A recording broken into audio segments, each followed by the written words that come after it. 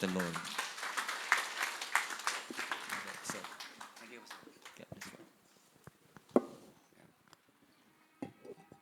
parang pogi yung nasa picture ah.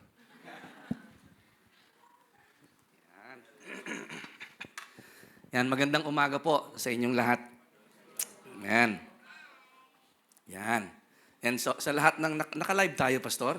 Naku, talaga naman. Oh. Sa lahat ng mga nanonood, if you are living in Leyte, you can come and join our churches here and sa mga nanonood sa abroad. So, God bless po sa inyong lahat and I hope na hindi po kayo makatulog sa inyong mga sofa, kundi kayo ay mabless ng ating pagsamba sa Panginoon.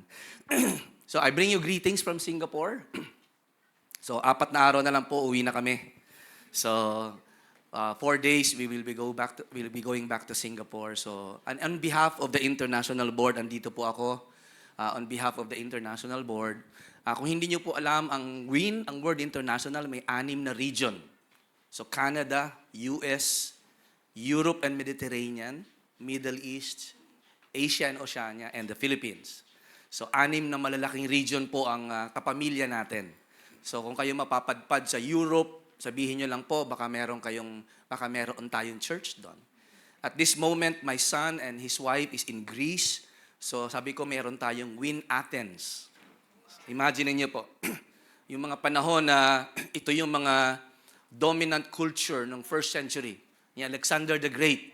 Meron tayong church doon sa gitna po ng Athens. So, kung kayo mapapadpad naman sa Barcelona, sa Spain, na kung saan tayo sinakop ng mga Espanyol. For almost 500, 400 years, we have churches in Spain, in Tarragona, in Andorra. Nakaka-bless po kapag naikot po at nalaman nyo at mga madalaw po ninyo yung mga church, especially our young people who are traveling and at magkaroon po kayo ng trabaho in the different parts of the world. In Canada alone, we have churches from the west to the east. So, isa sa mga report po ng ating mga overseers, regional directors, meron na tayong church sa Pakistan, tsaka sa Uganda, Africa. So, kung ito'y luluubin ng Panginoon, madadagdagan ng 2 region. So, yung 6 magiging 8. So, in Africa, ito'y mga hindi Pilipino. But our first non-Filipino church, yung pong Myanmar. If you are familiar with Burma, formerly Burma, napakahirap na bansa. Pero meron po tayong church, hindi po Filipino yung mga member. We have a church and we have a Bible school in Yangon. So napakaganda po. So when you close your eyes and when you worship every Sunday and every time, you are part of a bigger family. A Word International Ministry sa buong mundo. So napakaganda po, napaka-humbling. Ang isang Filipino church, hindi man tayo milyonaryong church and organization, subalit ginamit tayo ng Panginoon nung tayo nagkawatak-watak sa buong mundo. Wala sigurong lugar sa mundo na walang Filipino. Ako naniniwala kung meron lang train papunta sa moon, baka may nagtitinda doon. So ang Pilipino, ang ating regalo na tinanggap sa Diyos, the gift that the Filipinos receive from God is service. Kahit saan ka pumunta ng lugar, may Filipino. So nakakatawa po. Sa Singapore, ang Singapore po ay launching pad. Kami po ay bibihira ang nagkakaroon ng resident or permanent residency sa Singapore. Especially in Asia. Kaya po, stepping stone lang ang Hong Kong, Taiwan, Korea, ng mga Filipino. Pag nakaipon, ang destination niyan either Europe or US or Canada. Ngayon, Australia and New Zealand. Ako po ay I was informed na marami tayong mga members dito kapatiran from Palumpon na nasa Christchurch. Meron po tayong churches sa Auckland, New Zealand. So, pag ako po nakadalo sa Christchurch, tatawagan ko, Pastor Renyo, kukunin ko yung number ng mga members po ninyo. God willing, magkakalayo lang po kasi, malayo po eh. So, God willing, I know may mga churches na yung mga kapatiran natin from Palumpon, but God willing, kung tayo makapagtayo ng church sa Christchurch, and who knows, baka lumipat sila at makahanap ng trabaho sa Christchurch ay makasama din po natin. Amen? Amen. By the way, before I share the Word of God this morning, gusto ko lang i-appreciate yung ating buong music team. Napakaganda ng ating pagsamba sa Panginoon. Palakpakan nga natin yung music team natin. Hindi naman sa pagyayabang, pero nakaikot na ako sa napakaraming church. You're one of the best. Ang lalong-lalo na yung puso ng sumasamba, pero napakagaling po. And I think Win is also blessed with a lot of music. Napakasarap magpuri sa Panginoon. Yan. Amen. So, nung kami po ay nasa Bible school, tinuruan kami ng teacher namin at sabi sa seminary, tinuruan yung mga magpapastor sa seminary. Hindi ko makalimutan, sinabi ng professor po namin, pag nag-preach kayo ng 30 minutes, nagagalaw ang puso ng tao. So, when your preaching is 30 minutes, it moves the heart of people. But when you preach for 45 minutes, you move the chairs. Medyo so, but when you preach for 1 hour, you start to move the door. May mga lumalabas na dyan. So, sisikapin ko po na ma-move ang puso nating lahat. Pero pag narinig ko na yung chair na gumagalaw na po, hindi ko nahihintayin yung pinto na gumalaw. Okay po ba mga kapatid? Alright, so let us focus our hearts and let us open our hearts for God's Word today. There comes a moment in every journey when the question is no longer, where are we going? But who is going? Darating po sa buhay natin, hindi lamang sa individual at personal na buhay, kundi sa buhay ng isang church kagaya ng Palumpon. Darating sa inyong paglilingkod. I notice you're 40 years in your journey, on your 41 years this year. Sa inyong paglalakbay, sa ating paglalakbay, maaring personal, pamilya, or sa isang organisasyon katulad nito. Darating ang panahon, hindi na lang yung kung saan tayo patungo, manonotice po natin mahalaga pala kung sino ang kasama natin. So ako po'y nabibless na na-meet ko po yung 3 pioneers na nandito sa inyong kalagitnaan na 40 years ago they were here. Imagine niyo po yung feeling nila nang nakikita nila ang church na lumalago, maraming tao nakakilala sa Panginoon. Yung mga batang makukulit nung 40 years ago ay naglilingkod na. Imagine niyo po yung nararamdaman ng bawat isa. Nung kami po ay pinadala sa Singapore, nakikwento ko na po nga, na 5 yung kandidato. There were 5 candidates for Singapore. I was pastoring in Manila in 94. Kakakasal lang po namin ni Sister Manjo, 2 years. 92 kinasal kami. So I was pastoring formerly in Bicol, nalipat po ako ng Manila. Nag-assist ako sa Better Living, tapos na-assign ako sa Manila as a senior pastor. 2 years pa lang po kami sa Manila, nung pinatawag kami ng ating international director during that time. Wala sa aking kaalaman na kami pala ay na pupusuan niya na ipadala sa Singapore. Kinikwento na lang po sa amin ito, 5 ang nominations for Singapore Church. Hindi ko alam kung saan ang Singapore. 1994, wala akong kaalam-alam sa... Hindi pa nga ako nakasakay ng eroplano. Wala nga akong passport. Pinatawag kami ng ating international director at sabi sa akin, akala ko pagagalitan ako dahil hindi ako active dun sa PIP, sa meeting ng mga pastor. Dahil ang dami ko pong gawain, Bible study sa Palacio de Gobernador, sa Central Bank, sa lahat ng pag-ibig funds na offices, sa BIR. Ang dami ko pong Bible study na pinupuntahan. Sa isang araw, halos 3, magkakasunod. So, hindi ako makapag-participate sa kanilang meeting. Akala ko pagagalitan ako. Yung pala ay kami po ay tatanungin kung kami ay willing ipadala sa abroad for mission. Nung sinabi po niya sa amin, hindi niya binanggit na Singapore. Ang sabi niya, Pastor Boots, how would you like to be sent as a missionary abroad? Agad-agad sinagot ko yung pastor natin. Sabi ko, no thank you, sir. Pastor, maraming salamat, pero hindi po. Okay na kami. Ang pananaw ko ay, kung ako'y mag-reach out sa mga kapwa ko Pilipino, ay nandito na sa Pilipinas, ang daming Pilipino dito, bakit pa ako pupunta ng abroad? Pero lingid sa kalaman ko na may plano ang Diyos. Hindi niya po kami pinansin at sabi niya sa amin, Pastor Butch, you go home and you pray about it. I'll see you in 2 weeks. Pag sabi namin ng hindi, napangiti siya, kasi kinikwento niya sa amin later on, Sa 5 kandidato papuntang Singapore, kami yung lumalabas sa mata niya kapag nananalangin siya. Wala yung 5 picture ng mga pastor. Ang nakikita niya ako at si Sister Manju. So kaya kami pinatawag. So, at sabi sa amin ay, sabi niya sa Panginoon, kapag si Butch ay naghindi, kapag dinicline niya yung offer, siya ang pinili ng Diyos. Kaya mag-ingat po kayo pag hindi kayo ang ipapadala. So cut the long story short, 1993, nung unang dalaw po namin sa Singapore, December, pinadalaw sa amin para kilalanin yung church, nagkaroon kami ng burden ni Sister Manj. So ang sabi namin sa Panginoon, Lord, hindi ko alam yung lugar. 8-month-old yung baby namin. Hindi ko po alam. May takot sa puso ko. Hindi ko alam kung saan ang Singapore, ano yung Singapore. Pero Lord, susunod kami. So cut the long story short, lumipad po kami ng Singapore ng 1994 ng Mayo. Wala akong kaalam-alam, probinsyano ako. Nung panahon na dumating po kami sa Singapore, yun yung panahon na magulo. Dahil yung panahon ng issue ni floor contemplation.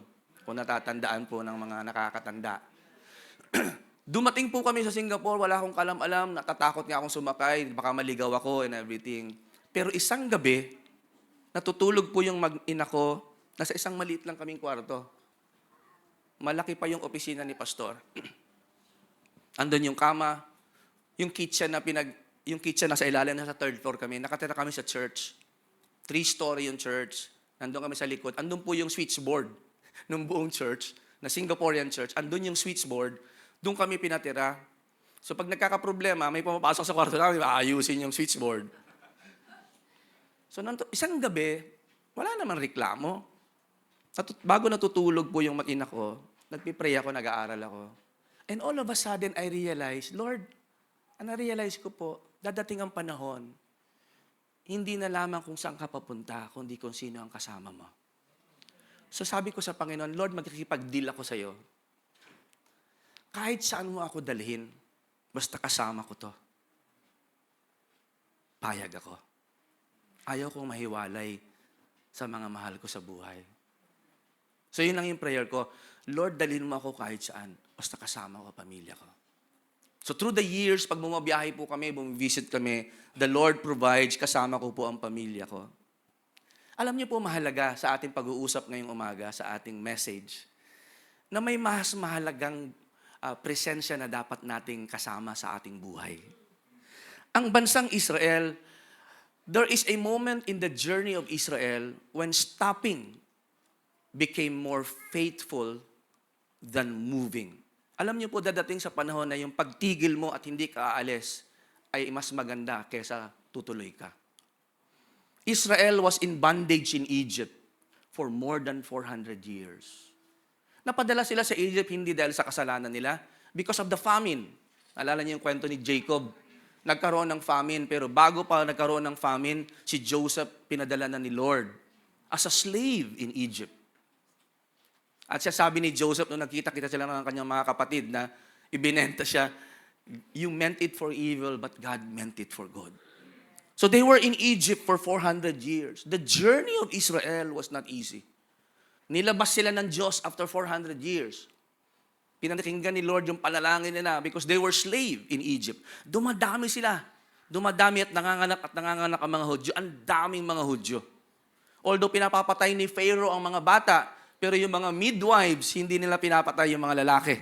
That's why si Moses ay pinaanod nila sa tubig. Alam niyo yung kwento? Mga kabataan, kung hindi niyo pa nababasa ang Exodus, basahin niyo. Yan ang kwento ng Israel. So when they were journeying from Egypt to the promised land, nilabas sila ni Yahweh. Ang sabi ng Biblia, with the mighty right hand of God, He delivered His people. Nagkaroon ng showdown sa Egypt.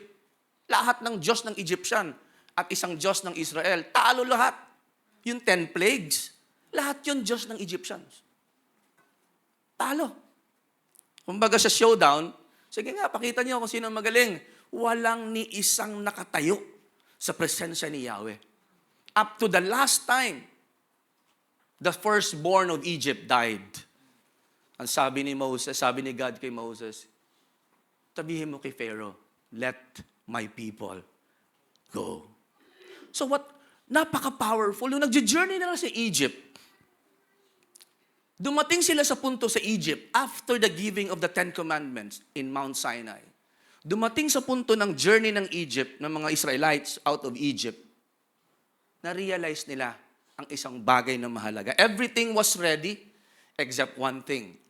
The journey could not continue. Something was missing. So ang pamagat ng ating conversation ngayong umaga is God's personal presence. Mga kapatid, si Moses, matututunan natin ngayong umaga, na-realize ni Moses, kung ang presensya ni Yahweh ay hindi ko kasama, kalimutan na natin tong journey na to.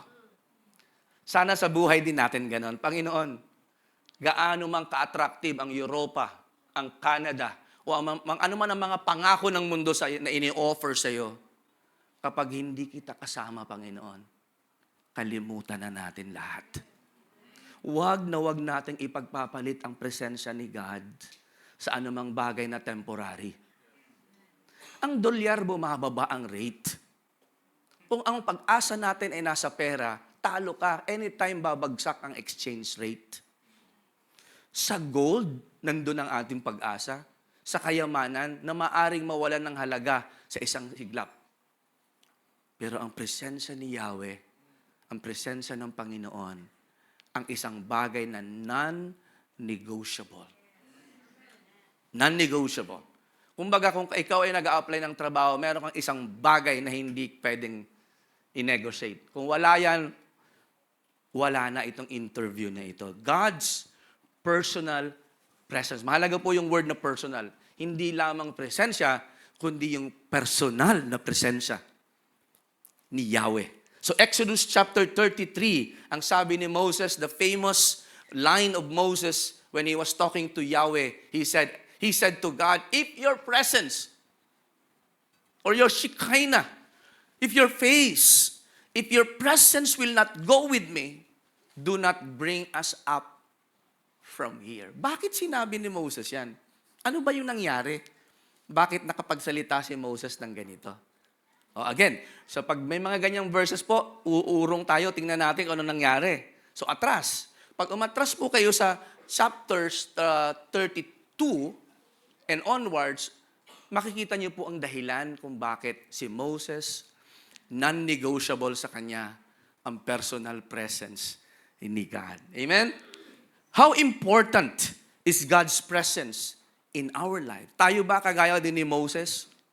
Na bagamat napakalaki ng offer, kung ako'y mapapariwara, kung ang aking pananampalataya ay mahihina, kung yung bagay na yan ay mahihiwalay ako sa Diyos, kalimutan na natin. Aanin mo ang magandang trabaho.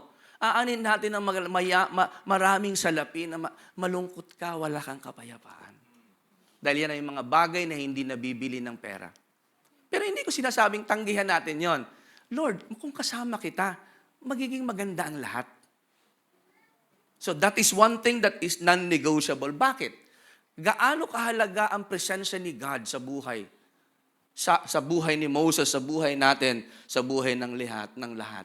The presence of God is not optional. It is essential. For Moses and for us, the presence of God, God's personal presence, is not optional. Dapat laging kasama. Amen? What does it mean when we say not optional but essential? Ito yung bagay na hindi pwedeng matuloy anuman ang ating gawain, anuman ang ating hinaharap kung wala ang presensya ni Yahweh. Sa mga ibang tao, sa pagkain natin, hindi tayo makakain ng walang sausawan. Patis, toyo, non-negotiable. So, kailangan sa mga Pilipino, hindi pwedeng mawala ang kanin. So, sa buhay din po natin, non-negotiable ang presensya ni Yahweh. Why? Because it means without God's presence, life has no ultimate sense. What shall it profit a man if he gains the whole world, sabi ni Jesus, and loses his soul? Because he doesn't have the presence of God. Aanin mo ang karangyaan ng mundo kung wala ang presensya ni Kristo sa buhay natin. Exodus chapter 33, kung matatandaan niyo po, yung chapter 33 ay isang napaka-crucial na juncture sa journey ng Israel because chapter 32, yun yung rebellion ng Israel. Matapos silang ilabas ni Yahweh sa Egypt, umakyat si Moses sa Sinai para tanggapin ang batas. Why? Bakit kailangan nila ng batas? Because God is forming them as a nation. Kailangan bilang isang bansa, meron silang regulations, may rules. Dahil wala ho silang sinusunod na batas. Sa tagal ng paghihintay nila kay Moses, itong mga Israelites, the ancient nation of Israelites, sanay na sanay sa pagano, sa pagsamba sa Diyos-Diyosan sa Egypt. Hindi nila nahintay si Moses. Kinausap nila si Aaron, yung associate, yung assistant. Hindi na bababa si Moses. Bigyan mo kami ng Diyos. And Aaron submitted to them. And they all take out their earrings and their golds. And gumawa sila ng isang baka, ay golden calf. Sinamba ng mga Israelite. Tingnan niyo po, nakakainis. Kakatapos lang ni Yahweh hatiin ng Red Sea. Pinatawid sila sa isang dagat. At nagunaw ang mga soldiers ni Pharaoh. Pinrovide sila ni Lord ng lahat. Hindi sila nakapaghintay. At nung sumasamba na sila sa isang Diyos-Diyosan, sabi ni God sa Mount Sinai kay Moses, naririnig mo ba ang nangyayari sa baba? Ang mga taong matitigas ang ulo. Yan ba ang igaganti ng mga taong ito sa akin? Galit na galit si God. Sumasamba na sa ibang Diyos ang tao. Pagbaba ni Moses, galit na galit si Moses, nagkapatayan po 3,000 ang nasawi. Pinapili ni Moses. Pero nung umakyat siyang muli, ang sabi ng Diyos sa kanya, Moses, hindi ko kayang tingnan yung mga taong yan. How stiff-necked they are. Ang titigas, may mga stiff-neck, hindi makagalaw. Ayaw ko nang makita ang mukha ng mga taong yan. Tuloy nyo, yung pangako ko kay Abraham, kay Jacob, kay Isaac, hindi ko babaguhin, ibibigay ko pa rin ang promised land, pero kayo na lang, uutusan ko na lang anghel ko, sasamahan kayo. Dahil kapag nakita ko ang mga taong yan, baka uminit ang ulo ko, patay ang mga taong yan. Basahin niyo po. I will consume them. Sabi ni Moses, sasama ko. Sabi ni God, I will send you my angel. Tutuparin ko pa rin yung pangako ko. I'll give you the promised land. Yun yung konteksto. After Israel's rebellion, with the golden calf, the relationship between God and Israel was fractured. Kaya ang ginagawa na po ni Moses, lalabas siya dun sa kalagitnaan ng kanilang kampo at magpipitch siya ng tent sa malayo at dun niya kinakausap ang Diyos. The tent of meeting. Tingnan niyo po ang conversation. In verse 1, the Lord said to Moses, depart, go up from here. You and the people from whom you have brought out of the land of Egypt. Kung nakamulis na kayo, Moses, dalhin mo na yung mga taong yan. To the land which I swear to Abraham, to your offspring, I will give it. Tutuparin ko ang pangako ko kay Abraham, kay Isaac, and Jacob. Go, Moses. Tuloy nyo pa rin. Yung pangako kong promised land, flowing with milk ang honey, sa inyo pa rin yan. Go. Pero hindi ako sasama sa inyo. Lest I will consume that people. Wow, ganon. Ganon katindi ang nararamdaman ni Yahweh. I will send an angel before you. Huwag ka mag-alala, Moses. Siguro iniisip na Moses, Lord, paano yung mga Amalekites? Paano yung mga kalaban namin? Huwag ka mag-alala, Moses. I'll send you an angel to protect you. I will send an angel before you and drive. And I will drive all the Canaanites and the Amorites and the Hittites and all those people. Huwag ka mag-alala, Moses. Yung pangako ko, na promised land, I'll give it to you. Tell my people, Moses, go up to the land flowing with milk and honey, but I will not go up among you. Why? Lest I consume you on the way, for you are a stiff-necked. Sino po ang may stiff-neck ngayong umaga? Alam nyo kung gaano kahirap yung pag may stiff-neck ka, pag tinawag ka ng mama at papa mo, hindi ka makalingon. Yung, anak, ano po? Yung buong katawan mo sumasabay. So God was so mad sa mga stiff-neck. At doon sinabi ni Moses in verse 15, if your presence will not go with me, Lord, do not bring us up from here. Doon sinabi ni Moses, na-realize ni Moses, bibigyan mo pa rin kami ng house and lot, bibigyan mo pa rin kami lahat ng pangako mo, Lord, pero wala ka. Na-realize ni Moses, the presence of God is not optional. It is non-negotiable. Imagine niyo po may offer sa inyo, ang lahat nandun na. Pero wala si God. Haanin mo yon.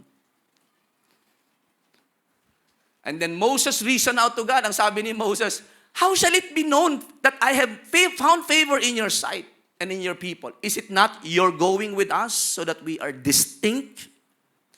Diba? I and your people from every other people on the face of the earth. Lord, kung wala ang presensya ni Yahweh, alam ni Moses, wala kaming pagkakaiba sa mga Canaanites, Perizzites, Hittites, and the Amalekites. Wala kaming difference, Panginoon. There will be no difference and distinction. The only thing that make us distinct is your presence, O God. Wow! Tama si Moses. Pupunta kami doon, wala ka, ay wala kaming pagkakaiba. Why is God's presence so important for Israel? Because blessing without God is no blessing at all. Sana po wag nating kalilimutan yan. Ang pagpapala na wala ang nagpala ay hindi pagpapala. Kaya ngayong mga nag-a-apply sa abroad, may mga pangarap kayong business and everything, pray about it. Samahan mo kami, Panginoon. Kasi itong mga bagay na ito, walang saysay kung hindi ka namin kasama. Amen? Ang tamang panalangin daw, Lord, kung itong bagay na ito makakapaglayo sa akin at sa iyo, huwag na, Panginoon. Ilang bagay ang naranasan natin sa buhay na pinanalangin mo, sinagot ng Diyos, nung natupad yung panalangin mo, naramdaman mo, nahiwalay ka sa Diyos. Nawalan ka ng oras, nawalan ka ng panahon. Kaya ang tamang panalangin, Lord, gaano mang karangya, gaano mang kaganda ito, kung ito'y makakapaghiwalay sa akin at sa iyo, kung hihina ang pananampalataya ko dahil sa mga bagay na ito, Panginoon, wag na. Wag niyo pong sagutin ang prayer ko. Alam niyo po, wala pa ako nakitang prayer meeting na kasimpuno nito. Pag prayer meeting, kapiranggot lang ang dumadating. Bakit? At wala akong prayer meeting. Wala pa ako narinig sa prayer meeting na lumapit. Nagpapasalamat ako sa Diyos na ang sagot niya, no. Alam niyo po, yung God's yes may not be the best. If the yes will separate you from God. Hindi laging yes ang ating sagot. Panginoon, kung yes at mahihiwalay ako sa iyo, wag na lang. Lord, kayo nakakaalam ng the best. So say no to me if my prayer is not aligned to your will. Di ba ang sarap ng prayer meeting? Gusto ko lang magpasalamat sa Panginoon, hindi niya sinagot yung prayer ko. Bihira yon. Kalimitan, pupunta sa harap, nagtatampo pa sa Diyos. Nagbibigay naman ako sa church, tapat naman ako dyan. Nauna pa nga ako kay pastor. Pero yung prayer ko hindi sinagot ni Yahweh. Nagtatampo pa tayo. Alam niyo ba si Paul, 3 beses na nalangin si Paul ang sagot ni Lord. Paul, my grace is sufficient for you. Si Moses, Lord, aanhin ko ang promised land. Oh, wow! Moses, aanhin ko ang promised land. What distinguishes God's people is not their destination, success or mission, but God's presence with them. Yun din po sa atin. Kasi po, itong church na to, pag may pumasok po tayong guest, ang mararamdaman nila presensya ni God. Yan ang pagkakaiba ng gathering natin sa ibang gathering. Gumagalaw ang presensya ni God. Na-overwhelm ka ng presence ni God. Victory without God would be hollow success. Progress without God would be a failure, spiritual failure. Alam niyo po, sa mata ng Diyos, hindi majority wins. Kung nasaan ang presensya ni God, you're the majority. Natatandaan niyo si Elisha? Takot na takot yung kanyang servant.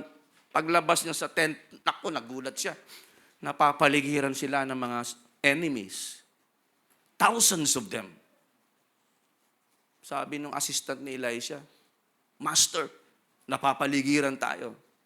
Sabi ni Elisha, huwag kang matakot. Mas madami ang kasama natin kaysa sa mga yan.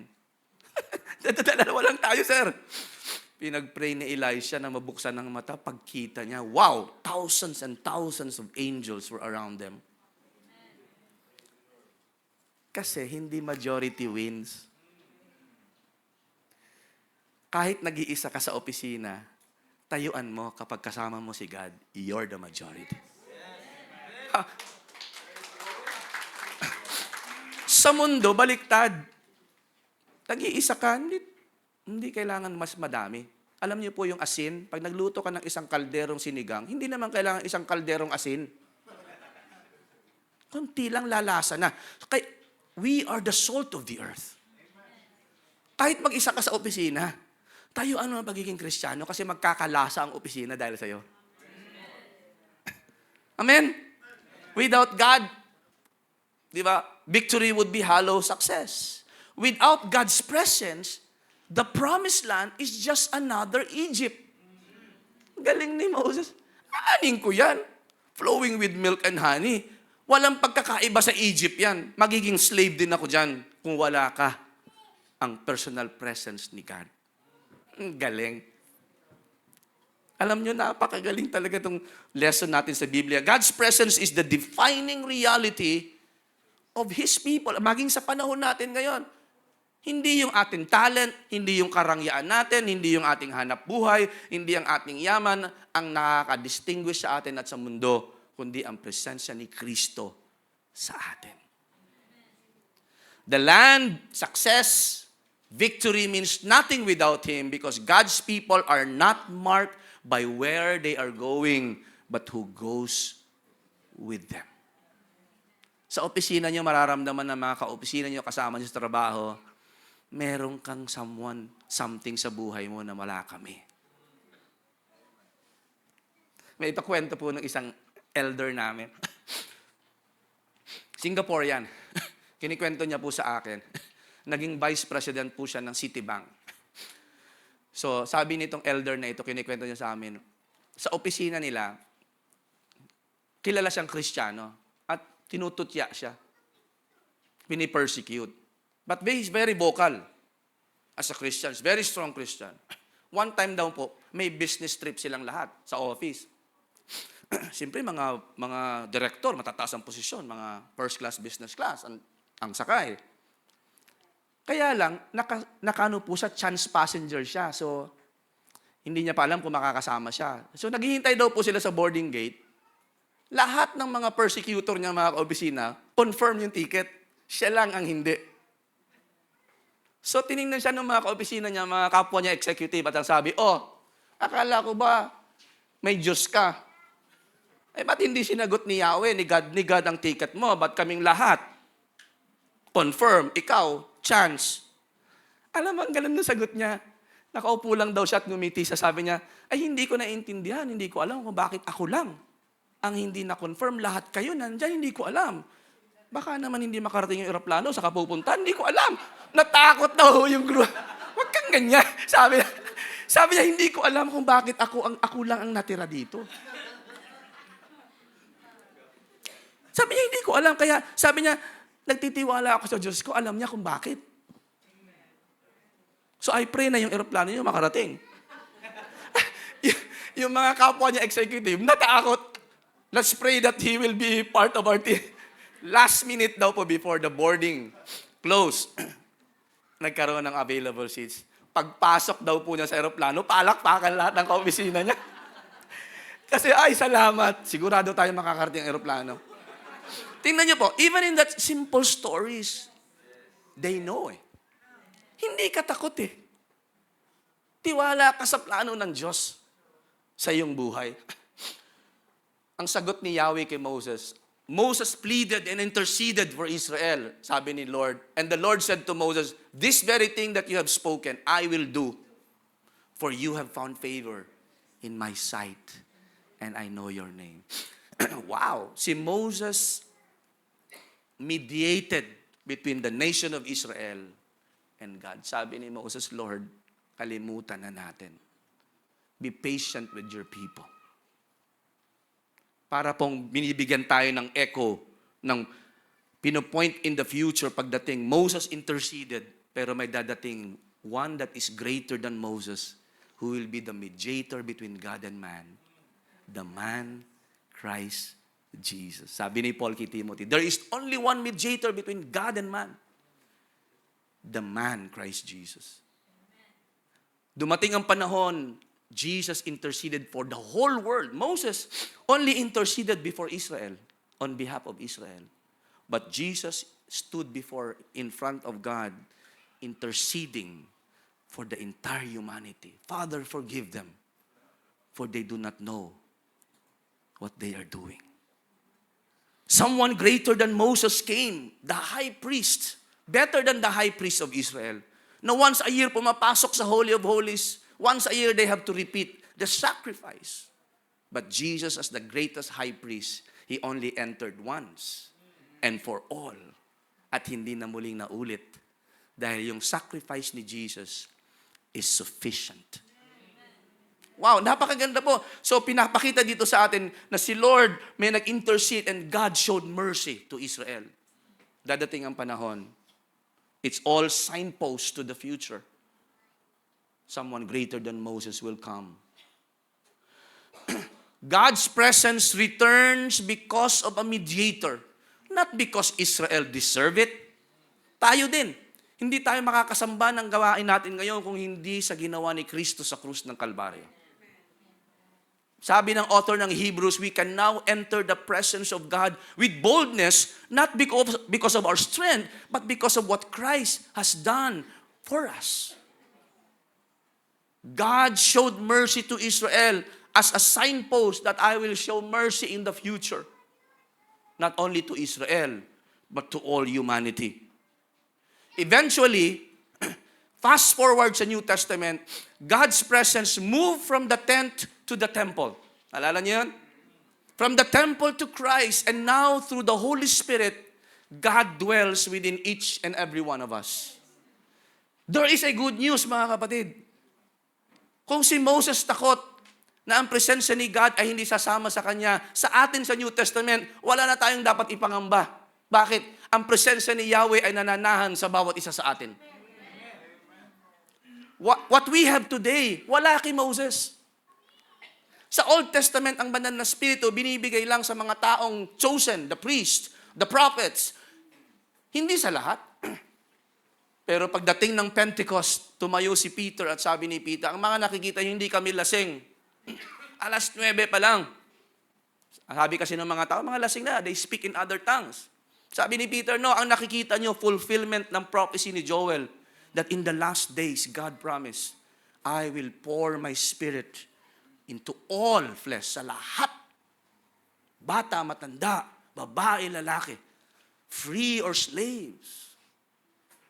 What a beautiful promise. From the tent to the temple. Ano sabi ni David?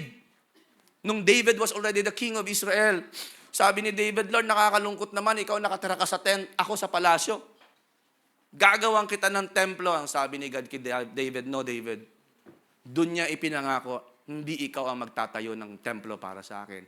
One of your sons, your offspring, David, will build me a house. Your son will be forever, and his kingdom will never end. Nung unang panahon po, ang fulfillment nun si Solomon. Solomon built the temple for God. Pero namatay si Solomon. Hindi pala yun ang fulfillment. Darating ang time, the son of David will build me a house that will never end. In the temple, nung tinayo yung nung tinayo yung tabernacle, nakita nila yung presensya ni Yahweh like a fire came down from heaven, dwell in the tabernacle. Habang naglalakad sila sa wilderness, the pillar of clouds by day, and the pillar of fire by night. Imagine niyo po, Naglalakad kayo sa palumpon, walang kuryente, pero andun yung presensya ni God, yung pillar of fire, ginaguide ka. Wow! Hindi ba nakakatakot yun? Ang lakas!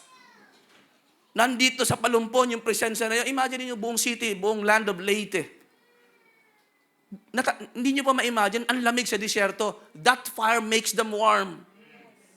Anong sinabi ng mga fireplace? During the day, the pillar of clouds. Na pag umangat yung pillar of clouds, impake na sila. Pag gumalaw yung cloud, sabay. Presensya ni Yahweh. Nung ginawa ni Solomon yung temple, nagpray yung mga priests. And God, from the tent, bumaba ang presensya ni Yahweh doon sa temple ni Solomon. Nakita nila the same thing, the fire of God, the Shekinah glory, dwell in the temple. Pero ang Israel nagpatuloy na mag-rebel at hindi sumunod sa Diyos. Pangako ng Diyos, pag hindi kayo nagbago Israel, I will discipline you. Dumating ang mga Babylonian, sinira yung temple ni Solomon. Sinunog. Kaya iyak yung mga Israelites. Ang pakiramdam nila, iniwan sila ng presensya ni Yahweh. Dahil kung andun si Yahweh, hindi siya papayag na sirayan ang kanyang bahay. Kaya nung sila po'y naglalakbay on foot, papunta ng Babylon, pagpasok nila sa Babylon, ang lalaki ng mga Diyos-Diyosan ng mga Babylonian, si Marduk, nakaganon sa kanila. Imagine niyo yung feeling nila, naglalakad papasok sa city ng Babylon. Ang pakiramdam nila, natalo si Yahweh ng mga Diyos ng Babylonian. Iniwan kami ng presensya ni Yahweh. Basahin niyo po ang Isaiah, para sila sabi ni God sa kanila, makikita niyo lang likod ko. Meaning, iniwan ko kayo because of your rebellion. Pero hindi nagtagal. God promised, I'm coming back, Israel. I'm coming back. Kaya nga sa Isaiah, makikita niyo po yung how good and how pleasant it is. Yung how beautiful are the feet of those who bring good news. Open the gates. Your king is coming. Napakaganda nga, mga matalinghagang salita sa Old Testament. I will make a highway in the desert. Ano ibig sabihin nun? Gagawa ako ng daan. Papatag ko yung valley. I will lift up the valley and I will flatten the mountains. Gagawa ako ng highway from the desert. Ang ibig sabihin nun, gagawa ako ng paraan. Ibabalik ko kayo Israel sa Jerusalem. Pero nung pagbalik po nila, tinayo nila uli yung temple. Remember? Even King Cyrus, pinondohan niya. Bumalik kayo at tayo niyo yung temple. Tayo niyo yung inyong pagsamba. Bumalik po sila, tinayo nila. Pag binasa niyo po ang Biblia hanggang sa katapusan ng Old Testament, nakatayo yung second temple. Pero wala yung presensya ni Yahweh. Yun ang kulang. Ang ganda ng templo, lahat ng gold na ng palamuti, ang ganda. One thing is missing. There was no Shekinah that came to that new building. Dumipas ang madaming panahon. Pagdating ng New Testament, ang sabi ni John, in the beginning was the Word, and the Word was with God, and the Word was God, and the Word became flesh, and dwell among us. Yung word na dwell, tabernacle. Oh, anong ibig sabihin ni John? Si God, He pitched His own tent in our midst, and we have seen His glory. Yung tent na yon, yung tabernacle na yon, is Jesus. Jesus became the living temple. Hindi maintindihan ng mga Israelites. Destroy this temple and I will rebuild it in 3 days. Sabi ni Lord, gibain nyo yan. Itatayo ko in 3 days. Sabi ng mga tao, sino to? Taon ang binilang ng tinayo tong building na to. Hindi nila maintindihan. Because He was talking about His body. Kung nasaan si Kristo, andun ang presensya ni Yahweh. Kaya sinabi ni Matthew, look at this boy, look at this baby. He will grow up. God, Emmanuel, is with you. God is with us. God is with us now in Jesus. Hindi na siya bumalik doon sa templo ni Solomon na tinayo ng mga Israelites out of the Babylonian. Wala ang presensya ni Yahweh. Tuloy ang sacrifice nila, pero wala na ang presensya ni Yahweh sa second temple. Bakit po? Kung babasahin niyo ang Old New Testament na politicize, Yung mga priest and high priest, politika na ang nangyari. Hindi na Levites. Wala na yung panahon. Wala. Naging masyado silang strict and legalists. Wala na ang presensya ni Yahweh dun sa temple. Yung presensya ni Yahweh dumating sa buhay ni Kristo. What was once outside the camp now comes into the human flesh. Into human flesh, Jesus is God's personal presence. No longer hidden in a tent, but walking among His people. Philip, if you have seen me, you have seen the Father. Oh, wow. Nathaniel, nung pinakilala siya kay Jesus, nagulat siya. Dahil si Nathaniel nagpipray doon sa fig tree. Ang sabi ni Jesus sa kanya, one line lang I saw you when you were in the fig tree. Bakit napasigaw si Nathaniel? He is the Messiah. Why? Kausap ni Nathaniel si Lord Kulang na lang sabihin niya, kausap mo ako The presence of God is now in Jesus. So wherever Jesus is, the presence of God is with them. In Christ, God's presence is no longer distant or conditional. It is now personal and visible. Jesus, ang sabi ni Pablo, He is the image of the invisible God. Alam niyo po, hindi ko maintindihan yun Invisible nga, parang nagkano yung image. Invisible nga Pero ang ganda ng pagkakabanggit ni Paul, walang figure si God. Hindi siya tao, He's a spirit.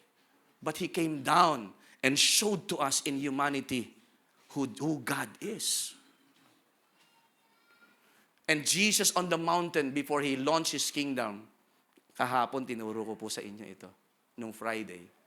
Jesus said, I am with you. Go into all the world, make disciples of all nations.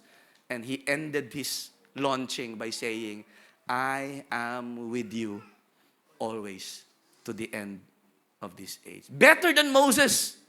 Iyan ang hinahanap ni Moses na, Lord, wag mo kaming iwan. And because of Christ, pinangako niya sa ating lahat, kayo na lang po ang aalis, tayo ang aalis sa Diyos, pero ni minsan hindi na tayo iiwan ng Diyos. Kung may mga panahon na hindi mo maramdaman ng Diyos, hindi dahil wala siya sa tabi mo. Baka nanlamig tayo.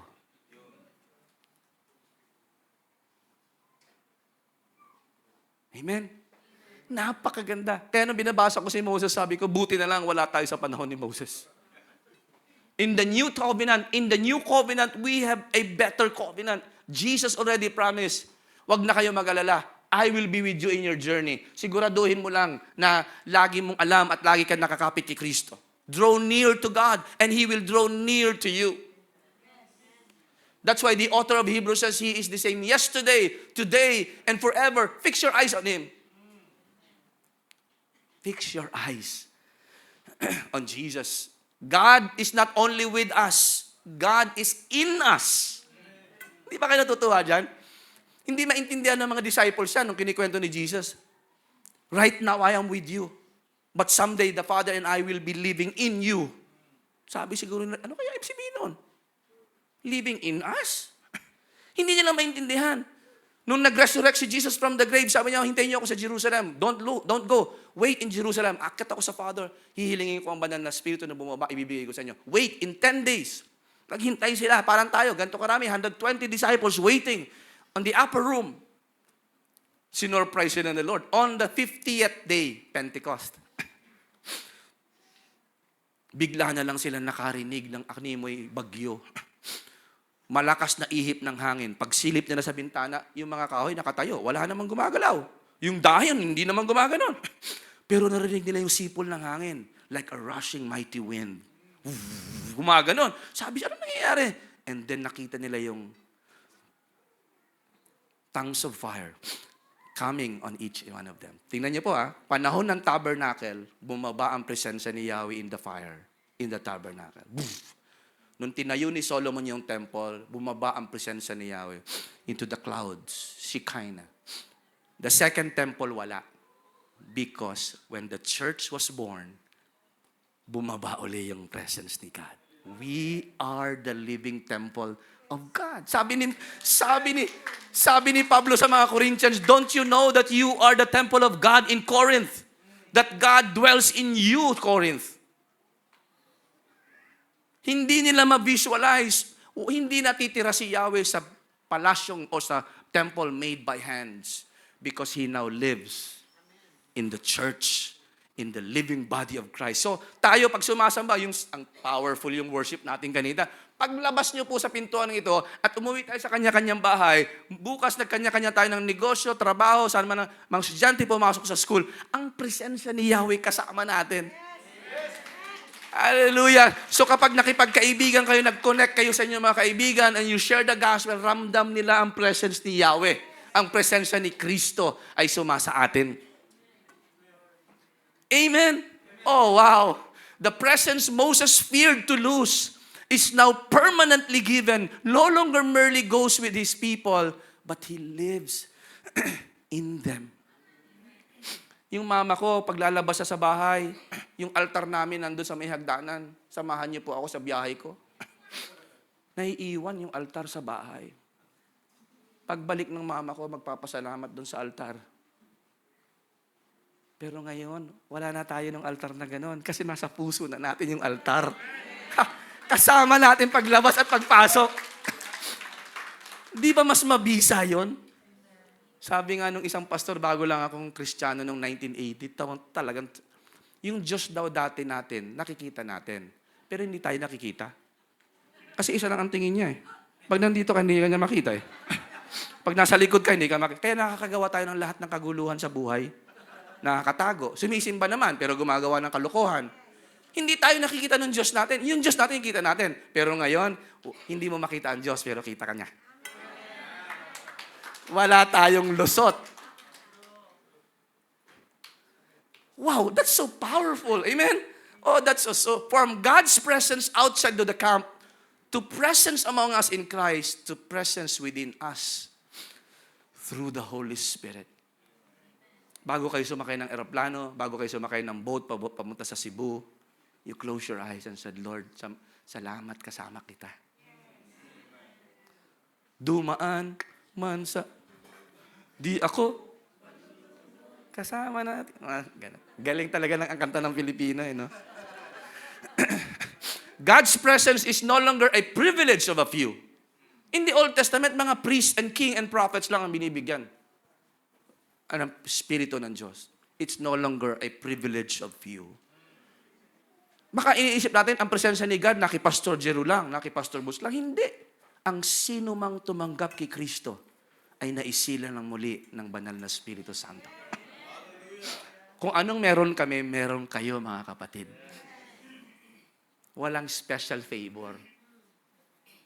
Hindi na natin kailangan ng abogado. Tayo mismo makalalapit sa presensya ni Yahweh. Ni God. Through Jesus Christ. So what's our takeaway? Ano ang ating baon ngayong umaga? God's presence is not optional, it is essential. Basahin nga natin para ma-retain sa atin. 1, 2, 3. God's presence is not optional, It is essential. It means, without God's presence, life has no ultimate. Aanhin natin ang lahat ng bagay sa mundo kung wala ang presensya ng Diyos. Amen? Aanhin natin. Tama si Jesus. So here's my challenge. Ano ngayon, Pastor Boots? Ang aking hamon sa ating lahat is to receive God's presence. Receive God's personal presence in your life. Kung kayo po ay bisita sa church na to, maaaring dumadalo na kayo, pero hindi nyo pa binuksan ang inyong puso sa Panginoon. Dalangin kung buksan nyo ang puso nyo. Tanggapin nyo ang presensya ni Yahweh kay Kristo.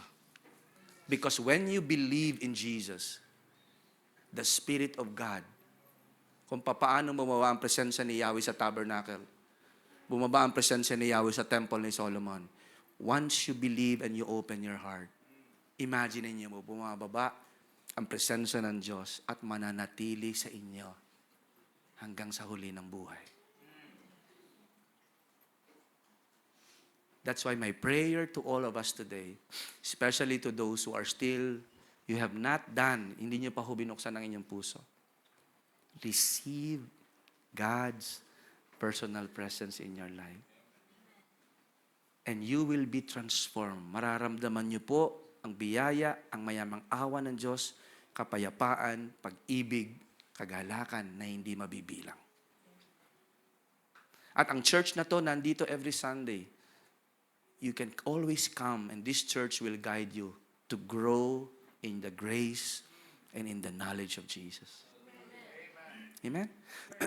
Yung mga mahal sa buhay natin, kamag-anak, kapamilya, imbitahan natin na sila din ay makatanggap ng presensya ng Diyos. Amen? Amen. Bow your heads before the Lord.